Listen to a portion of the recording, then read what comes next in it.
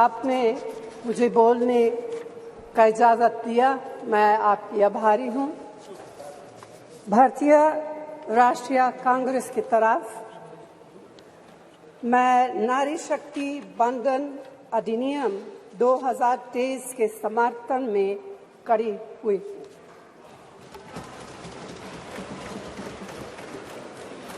धुएं से भरी हुई रसोई से लेकर रोशनी से जगमगाती हुई स्टेडियम तक भारत की स्त्री का सफर बहुत लंबा है, लेकिन आखिरकार उसने मंजिल को छू लिया है।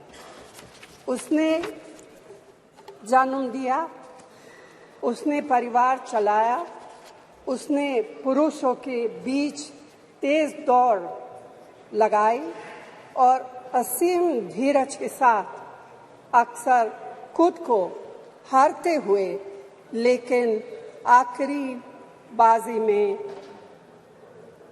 जीतते हुए देखा। भारत की स्त्री के हृदय में महासागर जैसा धीरज है। उसने खुद के साथ हुई बेईमानी की शिकायत नहीं की और सिर्फ अपने फायदे के बारे में कभी नहीं सोचा।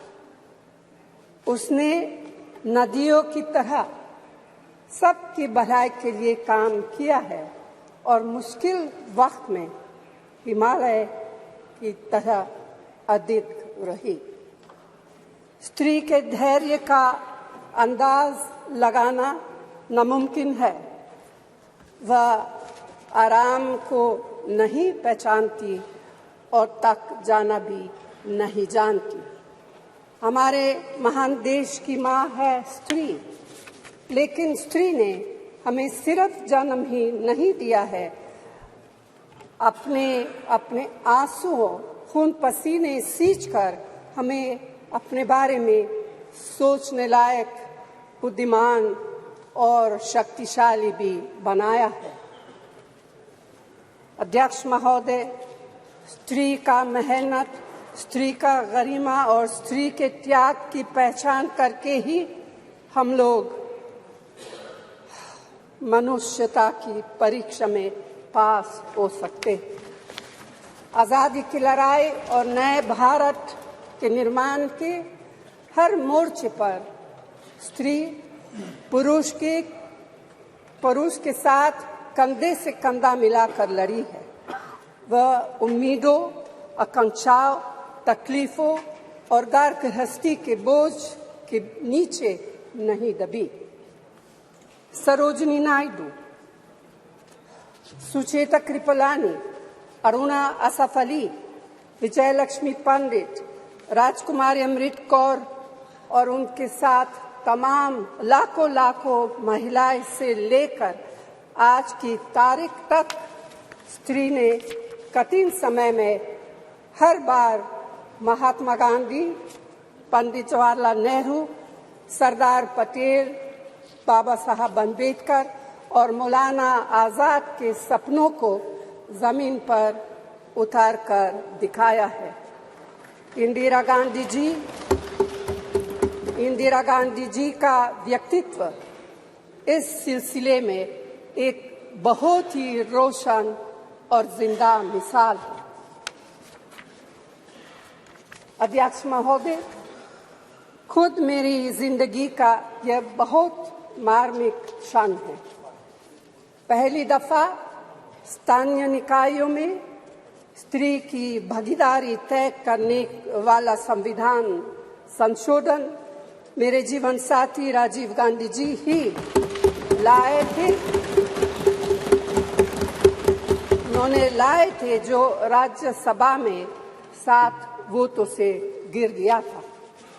बाद में प्रधानमंत्री पीवी नरसिम्हा राव जी के नेतृत्व में कांग्रेस सरकार ने ही उसे पारित कराया। आज उसी का नतीजा है कि देश भर के स्थानीय निकायों के जरिए हमारे पास 15 लाख चुनी हुई महिला नेता है।